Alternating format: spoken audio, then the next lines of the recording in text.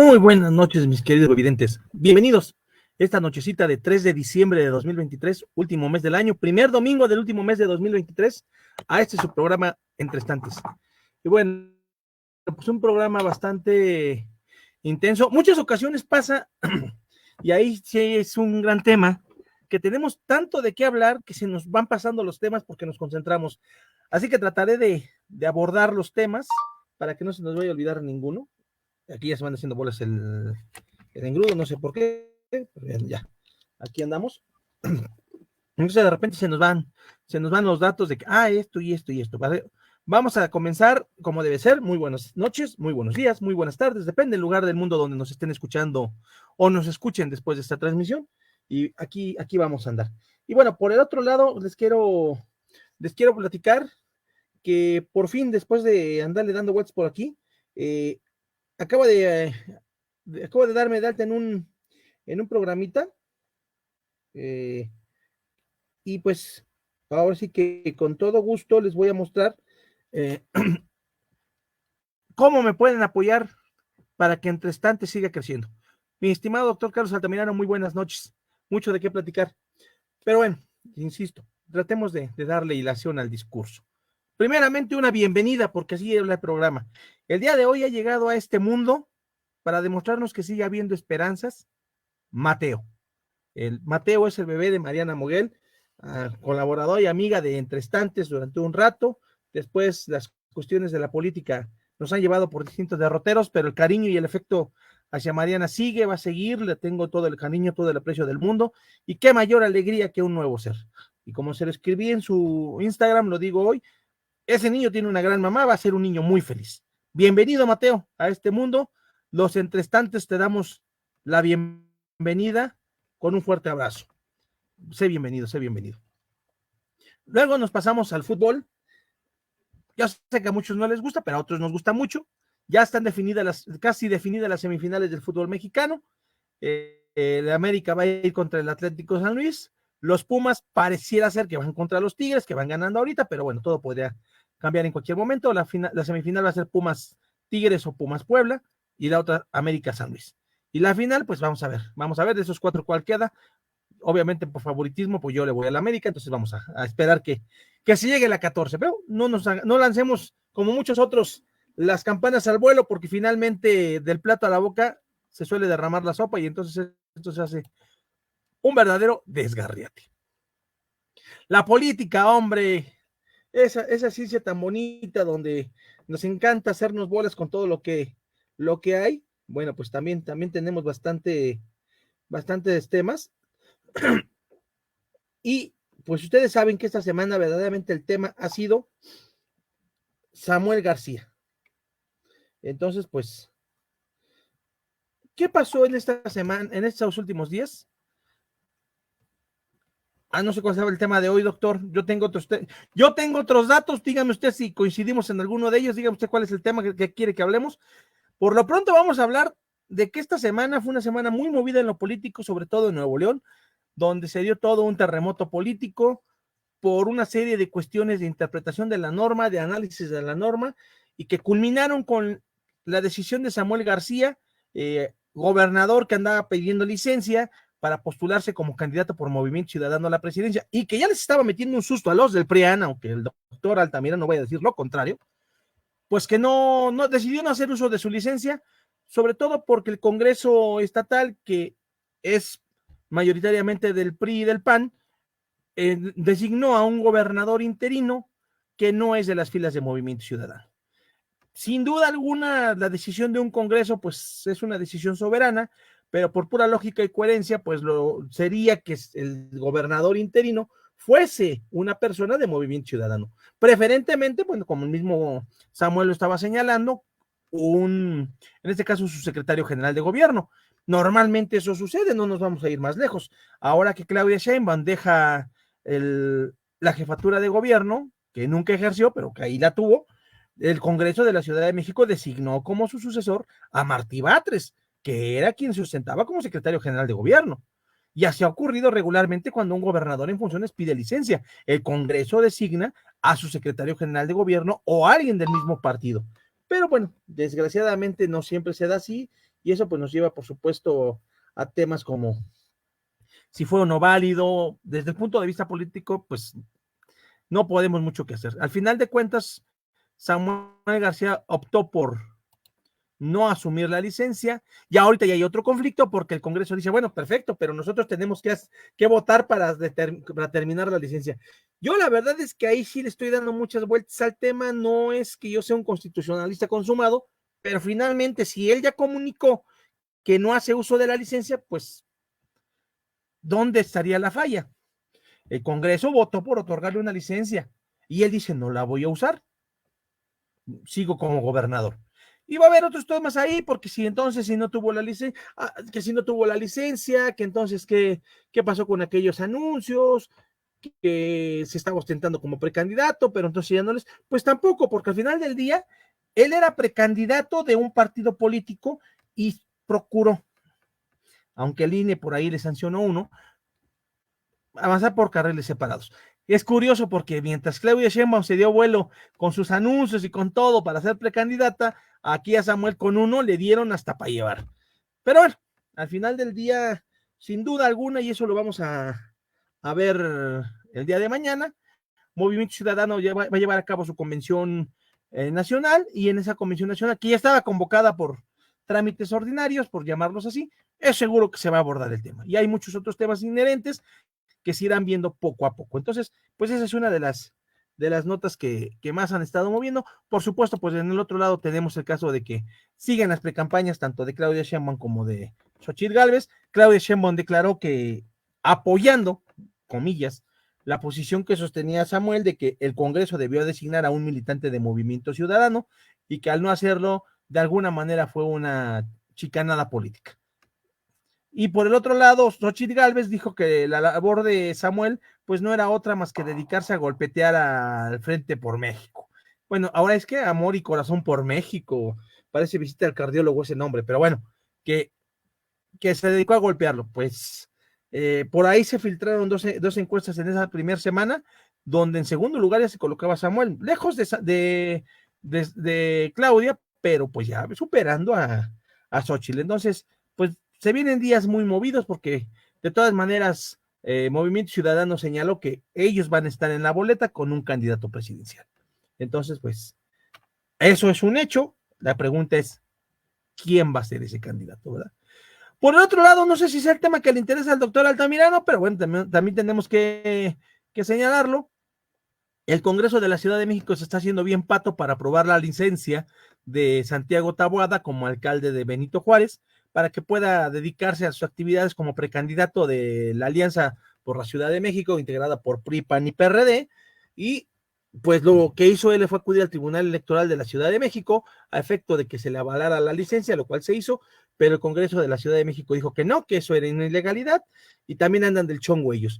Sostiene el Congreso de la Ciudad de México que en su caso lo que va a hacer es que la licencia, una vez aprobada, entrará en vigor de manera inmediata, y en ese caso no sería retroactiva la fecha que él la pidió, que entonces no habría ningún conflicto. Sin embargo, no han sesionado para llevar a cabo esa licencia, entonces pues también ahí como que anda el estira y afloja, porque finalmente pues son parte de las actividades políticas, ¿no? En Ciudad de México pues ya está designada prácticamente como precandidata de la alianza Juntos, seguiremos haciendo historia, creo que aquí sí llaman, la historia puede ser para mal, por supuesto, pero seguirán haciendo historia, que está integrada por Morena, el PT y el Verde Ecologista, que ya saben ustedes que les encanta la canción de Agustín Lara, Vende caro tu amor aventurera, entonces pues ahí andan ellos en eso.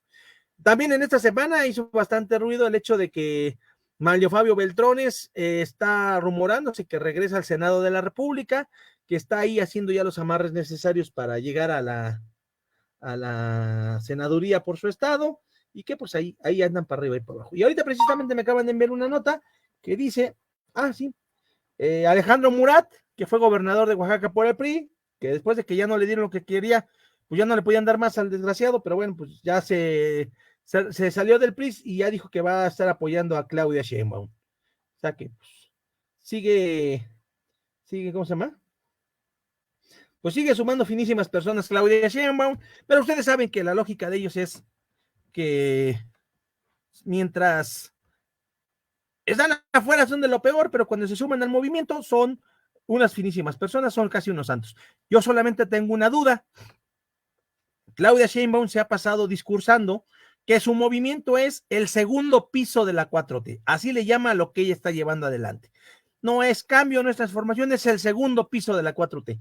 Yo lo único que espero que el director de obras que les otorgue el permiso para ese segundo piso no sea el mismo que en la alcaldía Tlalpan les dio el permiso para los pisos del Repsamen. Digo, nada más por cuestiones de seguridad, ¿verdad? Dejando de lado ese pequeño detalle, pues ahí nos agarra confesados Dios con ese segundo piso. Muy buenas noches, Osvaldo. Muy buenas noches, Lupita Gutiérrez. Sean ustedes bienvenidos. Anda bien lento el internet, ando queriendo que cargue WhatsApp para mostrarles algo, hacerles un comercial y hacerles una invitación. Vamos a seguir esperando unos momentitos a que carguen.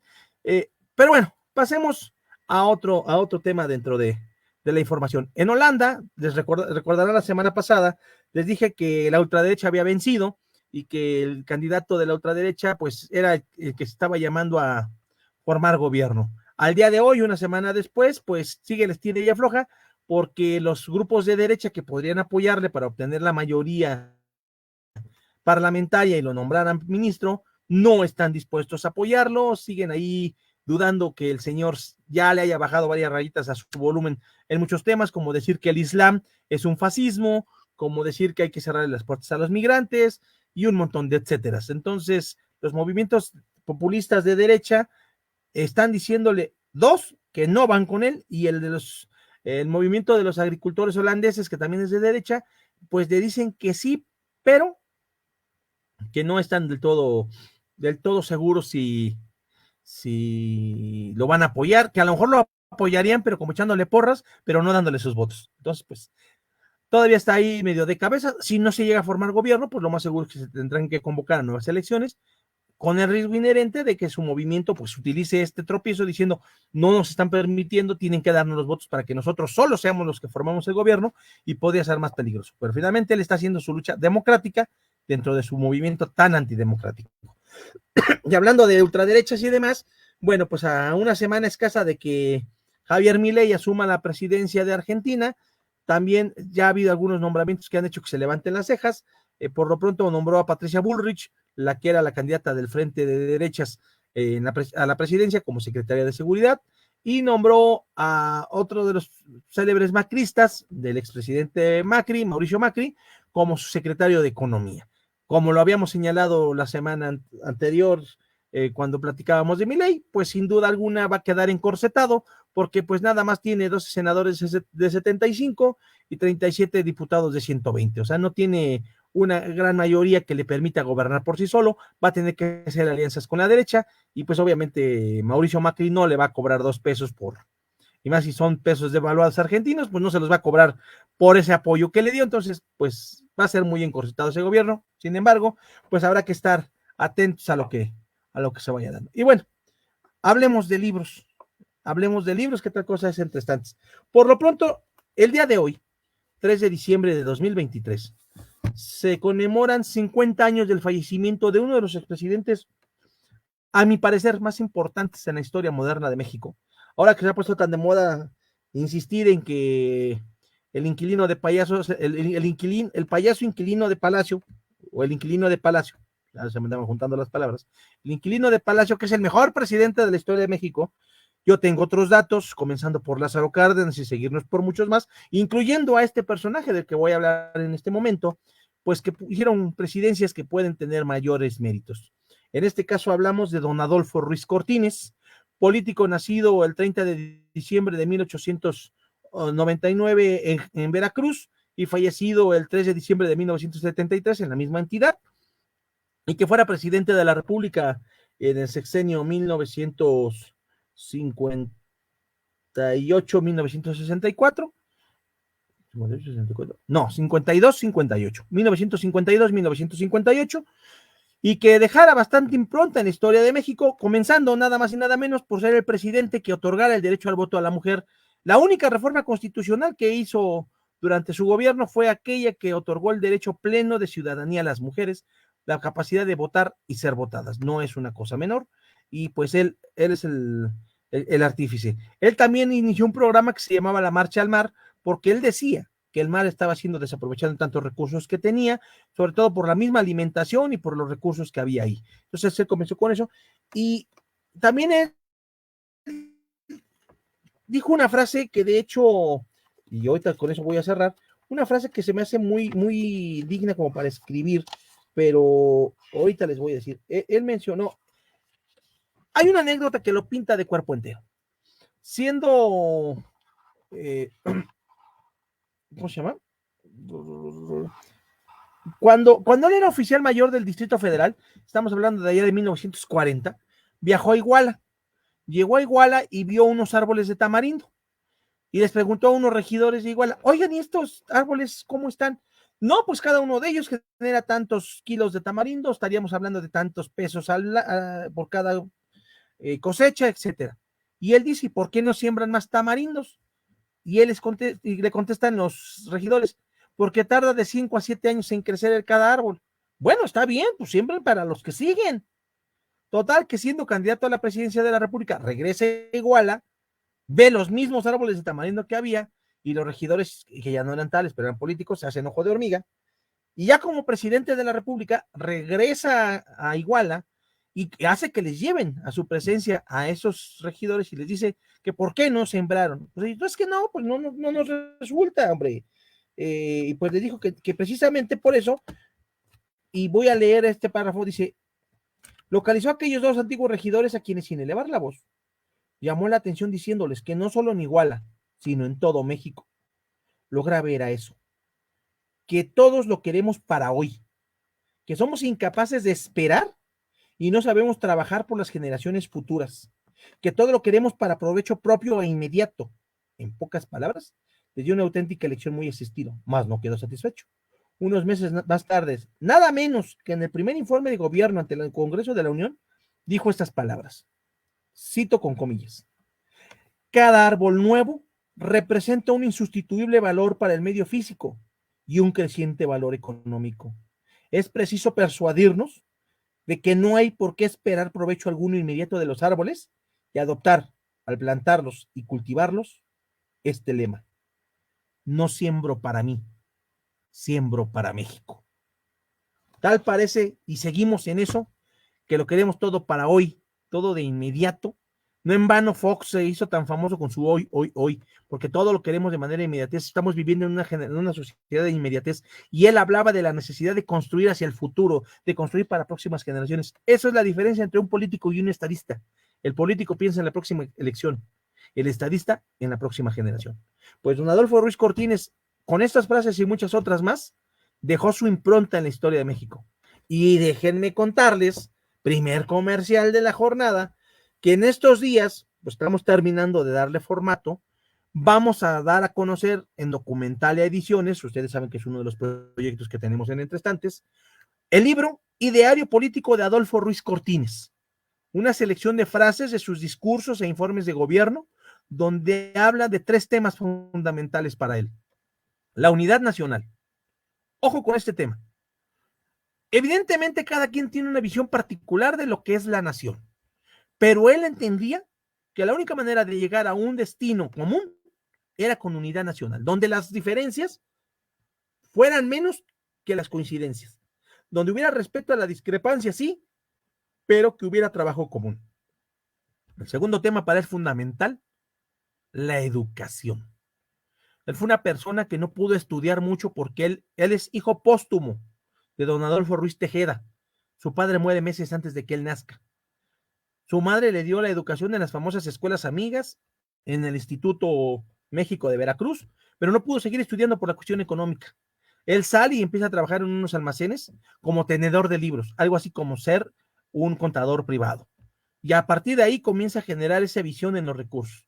Él impulsa la educación, otorgándole incluso recursos, y no recordemos que hacia el final del sexenio anterior al de él, de Miguel Alemán, se inauguran las instalaciones de Ciudad Universitaria, pero con él comienzan a recibir recursos para equipar laboratorios e instalaciones. Entonces él veía en la educación un punto fundamental. Y el tercer punto, el tema de la moralidad, de la moralidad pública, pero no entendida en el sentido moralino del término, sino en el entendido de que la sociedad es la que tiene que vigilar la actuación de los funcionarios públicos, y para eso él creó las llamadas juntas de mejoramiento. ¿Qué eran las juntas de mejoramiento? Pues eran reuniones de vecinos para poder desarrollar distintas acciones y vigilar el uso de los recursos. Y eso lo hizo como gobernador de Veracruz y después lo hizo como presidente de la República. Y bueno, él es preclaro en anécdotas. Yo les recomiendo nada más como lecturas No siembro para mí, de Miguel Alemán Velasco, de la extinta editorial Diana, entonces lo van a tener que buscar en los libros de viejo. También les recomiendo El Poder Presidencial, Adolfo Ruiz Cortines, de don Juan José Rodríguez Prats, exdiputado y ex senador del Partido Acción Nacional, aunque fue priista en una época. Entonces se los recomiendo mucho esos dos. Y por supuesto les recomiendo que adquieran, ahora que salgan en Documental Ediciones, El Ideario Político de Adolfo Ruiz Cortines. Saludos a Karina Atla Aguilar Parra, mucho éxito en su posada y cumpleaños el 16 de diciembre del Instituto Multidisciplinario. Maestra Ruth Berrones, gracias por acompañarnos, un saludo. Ya nomás pregunto, ¿cómo sonaría una final América Pumas? Donde por supuesto gane la América, ¿verdad? Pregúntele usted a don Rogercito a ver qué opina. Yo creo que sería una buena final con una victoria de la América para la Copa 14, ¿verdad? Pero bueno, eso ahí queda. Pues hablemos entonces, les digo, de Adolfo Ruiz Cortines, presidente poco valorado, que debemos conocer más, sobre todo porque ahora nos la vivimos en la plena división. Y él hablaba de unidad, de una unidad pues tan homogénea como se pudiera. No existe y aquí es muy importante, ¿eh? Unidad que no unanimidad.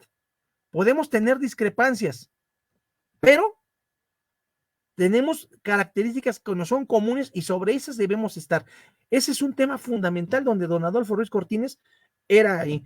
Yo tuve el gusto de conocer su casa, la casa donde vivió sus últimos años en el puerto de Veracruz, que actualmente es la casa Museo Adolfo Ruiz Cortines, que doña Rosa María Jacome atiende y cuida, y donde cada año se lleva a cabo la ceremonia por su aniversario de natalicio, que como les decía es el 30 de diciembre, nació en diciembre el día 30 y murió en diciembre el día 3. Y esa casa es una casa totalmente clase mediera, ni parece, si no le dicen a uno que es la casa de un expresidente, uno pensaría que es la casa de un burócrata mediano de esa época. Están sus trajes, tuve el gusto, el honor de sentarme en su escritorio, un escritorio normal, pequeño. Lo más lujoso que tiene es un cuadro que le dedicó el coronelazo a Alfaro Siqueiros, porque don Adolfo Ruiz Cortines ya alcanzó el grado de mayor durante la Revolución Mexicana. Es más, la mayor perla que tuvo don Adolfo Ruiz Cortines durante la Revolución Mexicana, nada más para que se den cuenta de la honestidad del individuo, porque la honestidad es posible. Cuando Venustiano Carranza sale huyendo de la Ciudad de México rumbo a Veracruz, antes de llegar a Tlaxcalaltongo el 21 de mayo de 1920, donde lo asesinan, se da la batalla de Aljibes, que es en Puebla. Después de toda esa escaramuza, Venustiano Carranza decide que va a seguir a caballo por la Sierra Poblana, se va con algunos de sus colaboradores y los trenes se quedan ahí abandonados. Cuando llegan los rebeldes del Plan de Agua Prieta, entre ellos Adolfo Ruiz Cortines, que tenía el grado de capitán, pues se dan cuenta que está el Tesoro Nacional en los vagones. ¿Y qué hizo Adolfo Ruiz Cortines? Muchos dirán, bueno, pues agarró, ahora sí que venga para la orquesta, ¿no? Pues finalmente ¿es la revolución? No. Adolfo Ruiz Cortines llamó a un notario y en presencia de testigos y de él, y el notario dando fe, se contó cada peso, cada centavo, cada barra de oro, cada barra de plata que iban en ese vagón, y se hizo entrega de ella al gobierno provisional surgido de esta rebelión de Agua Prieta. Nada de que, ay, se nos perdió el dinero. No, señores, aquí está el dinero y aquí está. Eso no cualquiera lo hace. Cuenta Miguel Alemán Velasco, que estamos hablando de este libro de No siembro para mí, y lo volvemos a poner. Cuenta Miguel Alemán Velasco que él lo conoce de joven. Pues finalmente Miguel Alemán Velasco es hijo de Miguel Alemán Valdés, presidente de la República previo a Adolfo Ruiz Cortines. Adolfo Ruiz Cortines es secretario de Gobernación con Miguel Alemán Velasco, y que en alguna ocasión lo ve jugando dominó en Veracruz, que era el gran vicio de don Adolfo, muy enojado porque está perdiendo 50 pesos de los de antes, y le dice Miguel Alemán en chunga, usted nunca va a ser presidente, don Adolfo. ¿Y por qué no, jovencito? porque es usted muy codo, no va a dar ni el grito. En 1953, en el primer grito de independencia, el presidente invita al joven Miguel Alemán Velasco a la ceremonia del grito. Cuando va caminando a darlos, lo ve, le hace señas de que se acerque y que lo acompañe, sale al balcón, da el grito, ya cuando están ahí la celebración de los juegos pirotécnicos, voltea y le dice, ya dimos el primero, nos faltan 5. Y en ese momento Miguel Alemán Velasco recuerda lo que le había dicho varios años antes, que el otro también lo recordaba y se reía, ¿no? Adolfo Ruiz Cortines fue el presidente más viejo que asumió la presidencia, descontando a Porfirio Díaz, el presidente más viejo por elección que había asumido la presidencia, antes del actual presidente. Y él decía, se burlaban mucho de él, decían que pues estaba muy viejo, que no servía, y él decía, bueno, a mí me quieren para presidente, no pase mental. Y después decían en chunga, y en una de esas les funcionó. Cuando era candidato cuando estaba sonando su nombre como probable candidato a la presidencia, lo fue a ver un grupo de amigos. Oiga, don Adolfo, venimos a verlo, mire, queremos apoyarlo. Y él sentado en ese escritorio les dice con una voz así como cansina, muchachos, mírenme, soy un anciano, ya no me da para más. El año que entra muy posiblemente yo haya pasado a mejor vida, no es por aquí. Los otros se le quedan bien así como, no, sí se nos va a morir el señor. No, pues ahí nos vemos, ahí se van. Llega presidente y los mismos dijeron, oiga, nos vio la cara de pasguatos. No, jamás. Soy presidente de la República, ¿qué no es mejor vida? No, pues sí. Ah, entonces. Pues todo eso es don Adolfo Ruiz Cortines, un personaje de la política, un político. Él devalúa el peso llevándolo de 8 a 12.50. Le decían que lo devaluara en 10.50 y dijo, no, no me quiero pasar el sexenio devaluando, se va a 12.50 para que haya estabilidad. Él devalúa en la Semana Santa de 1954 el peso a 12.50, se mantiene en ese valor hasta 1976. Digan ustedes si el señor no tenía amplitud de miras. Él es el primer presidente en hacer la declaración de bienes al asumir y al concluir el cargo. Y lo mismo exigió para todos sus colaboradores. Él tenía la costumbre de irse a la Merced con una basculita para ver que se estaba pesando realmente. A ese nivel llegaba. Obviamente era otro México, había menos gente. A él le tocó atender el sismo de 1957 cuando se cae el Ángel de la Independencia. Y en todo ese punto va dejando frases, va dejando impronta. Por eso es que este ideario de Adolfo Ruiz Cortines lo vamos a dar a conocer. Ok, pues. No, bueno. No anda queriendo. A ver.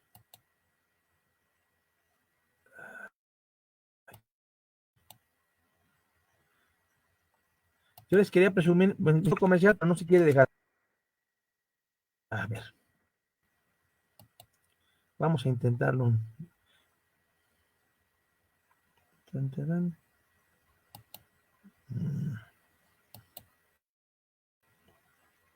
Ah, es que no abre. Bueno, les voy a contar por lo mientras, antes de pasar a nuestro siguiente libro, que hace unos días me di de alto en una plataforma. Esta plataforma se llama, o verán, está en inglés, pero hay algo así como Buy Me a Coffee, algo así como invítame un café. Y esta es una plataforma de apoyo precisamente para proyectos como Entre Estantes y como muchos otros que estamos en la red, que lo hacemos de manera autogestiva, de manera totalmente, pues, así que con el gusto de hacerlo, pero nada más no podemos irnos más allá.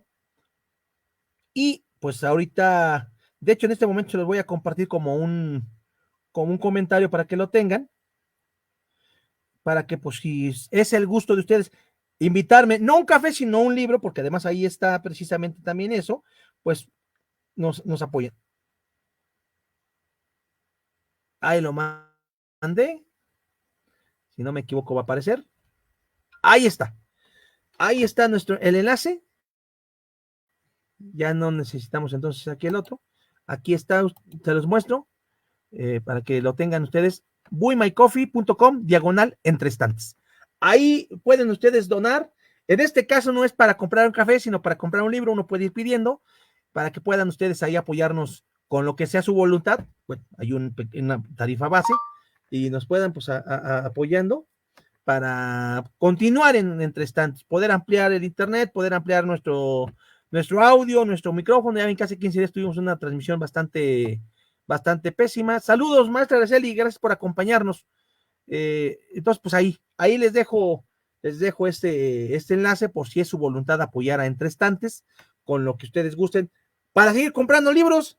Digo, como si no tuviéramos muchos, ¿verdad? Pero para seguir comentando. Y bueno, vamos a platicar de más libros. Y voy a comenzar con una anécdota que me va a llevar a una pregunta. Bueno, además vamos a comenzar con la pregunta. ¿Ustedes saben cuál es el idioma oficial de México y en qué documento está? Los leo. Si alguien lo sabe, pónganmelo ahí. ¿Cuál es el idioma oficial de México y en qué documento está? ¿Y esto por qué? Bueno, no tiene que ver con México y sí tiene que ver con México. Pero antes en lo que ustedes me den la respuesta, les voy a contar otra anécdota. Que eso nos tiene que dar para todo un programa, pero hoy les voy a contar como una mera anécdota. Fíjense ustedes que en Yugoslavia, en la antigua Yugoslavia, en los años 50, Rusia, la URSS, le cerró la llave a los yugoslavos por rejegos. Y eso implicó no darles acceso a muchas cosas como el cine.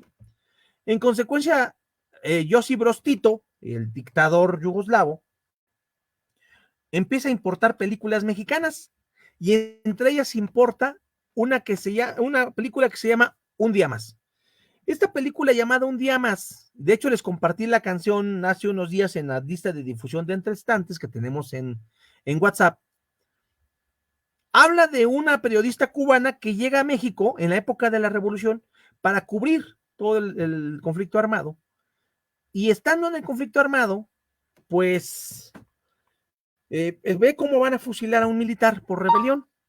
Entonces, lo que hace esta mujer es darle seguimiento y antes de que lo fusilen, el militar va a darle una serenata a su madre, a su mamá de él, del militar, obviamente, y le canta una canción que nosotros la cantamos mucho en los cumpleaños, que es Las Mañanitas. Esta película pegó, pero tan fuerte en Yugoslavia, que dio origen a un movimiento de música regional mexicana en Yugoslavia. Surgieron mariachis, surgieron canciones, pero entre ellas surge precisamente una versión que hace un cantante de esa versión de Las Mañanitas, pero hace una canción triste. Y esta canción es un himno la canta Miso Kovan Jedan, se llama el autor. Y bueno, pues la canción, en el video se ve, si ya ustedes lo vieron, cómo él empieza a cantar y el estadio donde está cantando se viene abajo porque la gente está sorprendidísima bueno, conocen la canción, la han cantado ellos. Obviamente estamos hablando de esta versión que hace él con el acople de Las Mañanitas, que entonces pues sí dice, solo un día más de vida, sírveme ahora una copa más. Solo un día más de vida, sírveme una copa más, porque mañana no estaré contigo, porque mañana moriré. Imagínense ustedes una canción tan alegre.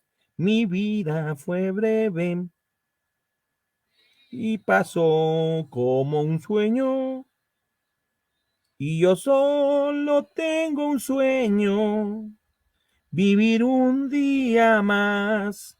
O sea, nada que ver nuestra canción tan festiva de Las Mañanitas con esta versión tan triste que hace este cantante croata. Y bueno, pues el cine mexicano ha logrado mover esas cosas sin sospecharlo siquiera. En Costa Rica, ¿cuál es el lema de los costarricenses? Pura vida. Pues el pura vida costarricense nos lo deben a los mexicanos. Y esto es porque en 1950 y tantos se estrena una película en Costa Rica que se llama Pura Vida, protagonizada por Antonio Espino Clavillazo, y en esa película es la historia de un cuate que está más salado que Guerrero Negro, pero que nunca se echa para atrás en el ánimo, y siempre dice pura vida, pura vida. Y esa película fue un hitazo en Costa Rica, a grado tal que cuando le empezaron a utilizar de manera cotidiana, pura vida, y se quedó como el lema no oficial de Costa Rica, pura vida. Se debe al cine mexicano. Como podrán darse cuenta, tendremos que hacernos toda una historiografía del cine mexicano y cómo ha impactado en otros países las telenovelas mexicanas. El fútbol mexicano, hablando de Yugoslavia, durante la guerra de Serbo-Bosnia, dos periodistas mexicanos, corresponsales de guerra, caen en un retén de soldados, unos hablando en croata, otros en serbio, ellos no saben ninguno de los dos idiomas, y justo cuando los van a fusilar literalmente, el periodista muestra su pasaporte, y uno de los soldados lo ve, lo abre y dice, México, mexicanos, Hugo Sánchez, Logroñés, futboler, goleador. Hugo Sánchez acababa de anotar uno de los 3 goles más impresionantes de la historia del fútbol español, el que le hace al Logroñés precisamente. Y ese gol trasciende tanto que estos soldados les dicen eso, no, pues no les entendemos ni papa, pero ustedes son mexicanos, véngase. Y los escoltan hasta la frontera para que puedan pasar sin ningún problema. Vean ustedes cómo México trasciende de una manera increíble. Nadie me ha contestado. ¿Cuál es el idioma oficial de México y en qué documento está? Osvaldo, maestra Ruth, maestra Araceli, maestra Karina Atl. Alguien dígame, ¿cuál es el idioma oficial de México y en qué documento está? Escucho respuestas a la 1. Escucho respuestas a las 2. Doctor Altamirano, usted que es tan culto, díganos. Ángeles Vigil, si por ahí estás escuchándonos, ¿cuál es el idioma oficial de México? ¿Y en qué documento está? Ándale. Cuéntenos. Cuéntenos.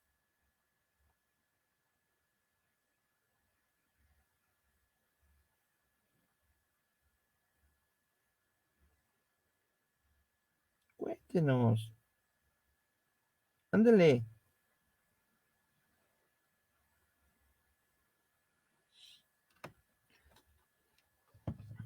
Bueno, pues ante el éxito no obtenido, sepan ustedes que en México no tenemos idioma oficial, porque en ningún documento se contempla el idioma oficial de México. Mientras que en Paraguay, por ejemplo, el español y el quechua son los idiomas oficiales, en Bolivia lo es también el quechua, en Perú otro tanto igual. No, la Ley General de Derechos Lingüísticos lo único que hace es precisamente eso, garantizar el uso de las lenguas originarias entre sus pobladores. Pero en sentido estricto no tenemos un idioma oficial. ¿Y por qué quiero platicar de esto? Pues fíjense ustedes, recordarán que hace unas semanas hubo un partido de la selección nacional, exactamente, no en lengua oficial. Hace unas semanas hubo un partido de fútbol en Estados Unidos con la selección nacional. La selección nacional gana su partido y un periodista se acerca a entrevistar a un niño que trae playera mexicana y le pregunta, ¿qué te pareció el partido? Y voltea al niño y le dice algo así como, excuse me, what? ¿Qué te pareció el partido? Fútbol, soccer, goler, el niño le contesta, un niño de origen mexicano, pero no, nacido en Estados Unidos, no le entiende el español, y ahí salió una frase que le llaman los no sabo boys. ¿Qué son los no sabo boys?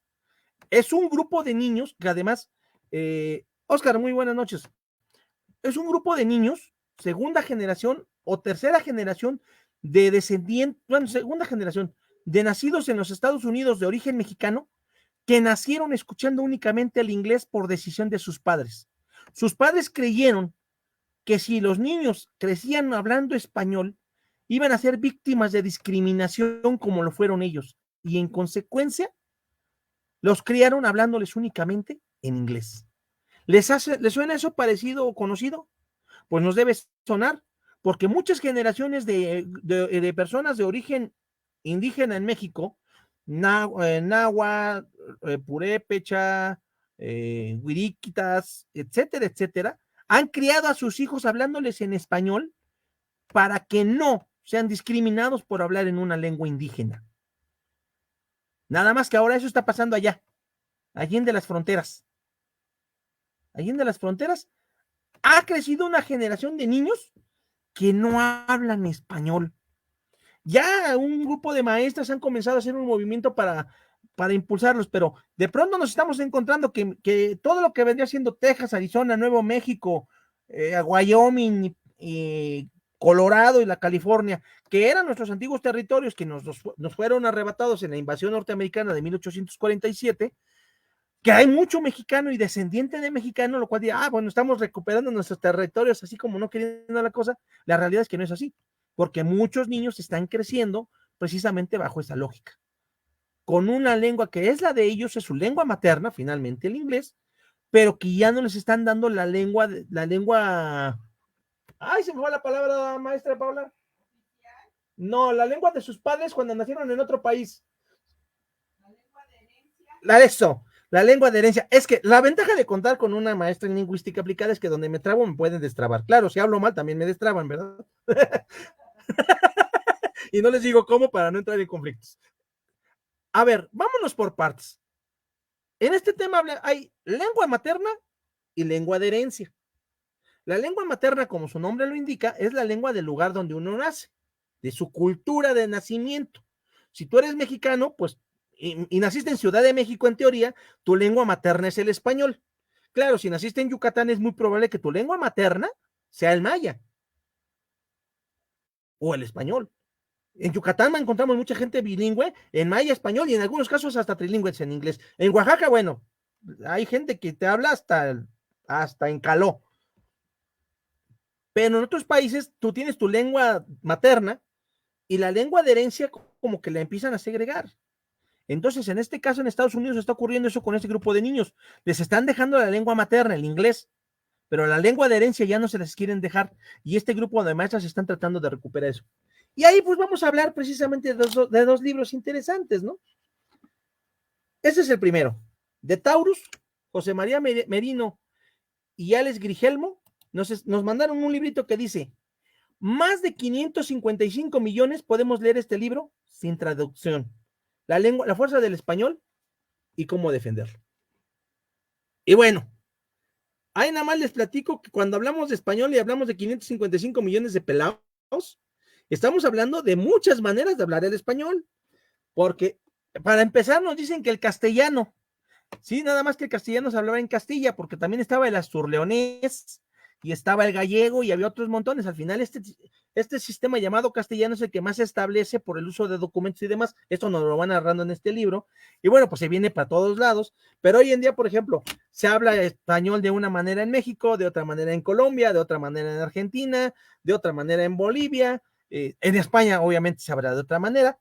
Y bueno, tenemos ahí también el carnaval de que de repente alguien dice que el español más bonito es tal. Si ustedes se van a España, no les va a faltar el que les diga el español más bonito es el de León. Si ustedes se van a América, no va a faltar el que diga que el español más puro se habla en Colombia. La realidad es que el español, como muchos otros idiomas, pues es una lengua viva. Además, es una lengua que se ha nutrido de tantos otros idiomas. Porque, y ahí también tendremos que discutir eso, no sé si anden por ahí el doctor Franco y el doctor López Vargas, porque los españoles nos vinieron a conquistar y a colonizar. Los españoles nos vinieron a colonizar según la historia de ellos, pero los árabes llegaron a conquistarlos. Y ahí nada más les digo que cuando decimos azúcar, decimos aguja, decimos almohada, decimos alcázar y un montón de etcétera, estamos usando palabras de origen árabe. Y aquí lo hemos comentado más de una vez, que mientras que en España se escribe con tiza, del náhuatl tizatl, nosotros escribimos con gises, del latín gipsum. O sea, aquí nos vinieron a imponer. Pues yo le cuento, Oscar, que no teníamos una variedad, una uniformidad lingüística en México y lo que era México era un montón de lenguas. También ahí de repente nos vamos hacia el extremo y aquí está el otro libro, precisamente, que les quiero platicar. Este lo hace la Academia Mexicana de la Lengua, que limpia, fija y da esplendor y no es anuncio de desengrasante, sino así es lo que dicen el lema de las Academias de la Lengua. Lengua oficial y lenguas nacionales en México. Bueno, pues como le hemos dicho, y dice, y les leo lo que dice aquí. El día de hoy, el 95% de los mexicanos habla español y esta lengua sirve de vehículo de comunicación a todos los hablantes de lenguas amerindias, no solo en México, sino de todos los países de América. No todos los países, recuerden ustedes que en Brasil se habla portugués. Así lo reconocen respecto de Guatemala, lo mismo Luis Cardoso y Aragón que Rigoberta Menchú. Dice el primero. Y Dios, espéreme tantito. Bueno, algo pasó aquí. Dice el primero, cuando se reúnen indios que hablan distintas lenguas, recurren al español para entenderse. Rigoberta Menchú señala que el hecho de que existan 3 lenguas madres no quiere decir que todos nos entendamos, no nos entendemos. Y concluye, el español es una lengua que nos une a todos. El español es una lengua universal que se habla en 4 continentes y en al menos 22 países del planeta. El 90% de los hablantes del español residen en América y México tiene el 25% de ellos. Nuestro país es, pues, por lo que toca a la masa fónica de los hablantes, el país dominante en la lengua española. Sin embargo, esa importancia todavía no es reconocida en nuestras leyes. México carece de lengua oficial. La lengua española es hacia el exterior nuestra lengua oficial, pero no es hacia el interior del país. Se aduce que si se reconociera como tal, se atentaría contra las lenguas originales. Y aquí pues hablan, y ya dice al final, los ensayos que integran esta obra abordan dicho problema desde muchas perspectivas y son una contribución indispensable para su debate. Nos vinieron a imponer, dice usted, Oscar. Pues eso nos permite que todos nos podamos entender, aún con el ajuá del norte y el bochito de Yucatán, aún con nuestro tono cantadito de la Ciudad de México y ese tono tan golpeado de Michoacán, todos nos entendemos, o por lo menos casi todos. Claro, es hermoso escuchar la lengua ñañú, u otomí, como algunos le llaman. Por supuesto que escuchar el purépecha o tarasco, que además ahí también hay un montón de gracias. Se dice que son tarascos porque cuando llegaron los españoles y vieron a un grupo de ahí, le dijeron a uno de los que iba con ellos, ¿quiénes son? Y contestó, Tarascu. Nada más que Tarascu es cuñado. Le señalaron a su cuñado del que preguntaron y dijo, pues es mi cuñado. Ah, son tarascos. Cuando llegaron a Yucatán, ¿dónde estamos? Yucatán, no te entiendo. Y así nos vamos en muchas de las transformaciones que se hicieron en las palabras de las lenguas originarias al español. Es complejo. Es complejo porque al final del día el español nos unificó. Déjenme que les cuente que en el día 13 de diciembre de 1823, en el seno del primer Congreso Constituyente de la época republicana en México, Fray Servando Teresa de Mier habló del discurso de la profecía de la nación mexicana, que es un texto bastante complejo porque está hablando de cómo el federalismo, como lo querían señalar, podría costarnos muy caros. Y nos costó. De eso vamos a hablar con calma la próxima semana. Pero en ese federalismo precisamente viene mucho de esa cuestión. Necesitábamos uniformarnos y los españoles nos unificaron. ¿Por qué? Porque nos trajeron por lo menos 3 cosas comunes: costumbres, idioma y religión. Claro, no nos lo vinieron a ofrecer de buena onda. No nos lo vinieron a dar nada más porque nos vieron así medio incultos. Suena muy bonito imaginarnos cómo habría sido México Tenochtitlan si no hubiera habido la llegada de los españoles. Nada más les recuerdo que México Tenochtitlan era el imperio más sanguinario de su tiempo y que los españoles no lo vencieron porque fueran unos grandes guerreros, sino porque los demás grupos indígenas optaron por apoyar a Hernán Cortés en contra de los mexicas. Entonces, la historia tiene muchas aristas y tenemos que revisarla con calma. Pero por lo pronto, miren ustedes, un alto porcentaje de los libros que están de aquel lado, que ustedes ahorita no alcanzan a ver, y por lo menos las primeras 2 barritas de aquí están en español. Luego viene un bonchecito en portugués, que pues obviamente también es un resultado de las lenguas romances latinas, porque además el español, el francés, el portugués, el italiano y el rumano son de generaciones, comillas en esto, del latín. Que esto también lo abordamos en este libro, de más de 555 millones podemos leer este libro sin traducción. ¿Qué pasa con nuestro idioma? Pues cuando llegan los romanos a lo que es Iberia, a lo que es la Galia y a lo que es parte de Germania, pues llegan con un idioma que es el latín, pero el latín comienza a revolverse con las lenguas de las demás personas y pues la gente comienza a hablar esa mezcolanza y empieza a utilizarlo de una manera muy particular sin siquiera darle reglas. De hecho, Probo, si mal no recuerdo ese es el nombre de este señor, escribe un diccionario porque dice que está escandalizado de cómo están echando a perder el latín. Y bueno, al final de cuentas, el latín aún existe, se sigue hablando, aunque por una pequeña minoría que es República del Vaticano y el grupo sacerdotal, pero aún se sigue hablando. Pero pues nos dejó ahí todo lo que nos fue nutriendo para comenzar a crecer estos idiomas romances, el gallego, el español, el asturleonés, el castellano, el portugués posteriormente. Nunca le digan a un portugués que el portugués parece gallego porque los van a agarrar a zapes y tampoco le digan lo mismo a un gallego, pero se parecen mucho. Entonces, todos esos idiomas vienen de ahí. Luego llegan los árabes a la península y bueno, pues nos vienen a dar toda esa formación. Entonces, al final de cuentas, mucho del patrón cultural ha sido precisamente choques culturales. Pero nosotros podemos celebrar el español. Además, y por eso lo decía en la invitación que les mandé, decía el zar Nicolás II, el francés es el idioma para hablar con las damas. El alemán es el idioma para hablarle a los perros. El ruso es el idioma para hablarle a los esclavos. El inglés es el idioma para hacer negocios. ¿Y el español? El español es para hablar con Dios. Y en nuestro idioma español y sobre todo en nuestro idioma mexicano tenemos palabras tan bonitas como achicopalar, como apapachar, que las usamos aunque son de origen indígena. Apapachar es acariciar el alma. ¿Quién más sino nosotros los mexicanos con esas transformaciones que hicimos podemos apapachar a alguien que lo necesita? Entonces, o si nos da el tembleque también, o si nos da el telele. Entonces, nuestro idioma es muy rico. Yo les invito, si tienen por ahí la oportunidad, de que sean estos dos libritos. 555 millones de personas podemos leer este libro sin traducción.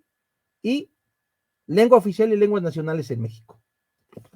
Y por supuesto, les invito a que si les sobra por ahí una lanita para apoyar a Entre Estantes, pues pasen aquí este enlace que les hemos estado compartiendo el día de hoy, buimiacoffee.com, Entre Estantes, para que podamos, pues empezando por conseguir más internet, porque ya ve que de repente esto se nos pone medio locochón, que de repente empiezo a hablar como y yo según hablando muy bien, y pues también, ¿por qué no? Para seguir con más libros, sigamos platicando de libros. Hoy por lo pronto tuvimos estos 3. No siembro para mí, bueno 4, no siembro para mí, el poder presidencial, que no se los mostré. 555 millones podemos leer este libro sin traducción, lengua oficial y lenguas nacionales en México. Muy buenas noches a todos, dice Yasmo. Pues buenas noches, gracias por escucharnos. Y pues muchas gracias por escucharnos todos ustedes. Esperemos estas, por ahí tenemos un par de entrevistas pendientes, vamos a ver si las aceptan, si nos podemos platicar de varios temas. Va a seguir divertido lo que nos viene, seguiremos platicando, creo que ahorita no nos quedó nada en el tintero, y si algo nos quedó, pues ya lo retomaremos, pero mientras tanto, gracias por su atención y por su compañía, muy buenas noches, muy buenos días, muy buenas tardes, depende en qué lugar, en qué continente, en qué planeta nos esté escuchando, uno nunca sabe. ¿Qué tal si en una de esas nos andan escuchando por allá en Andrómeda y o aquí nomás diciéndoles a los de casa, ¿verdad? Muchos, ahora sí que como diría el señor Spock, long life and prosperity y hasta pronto.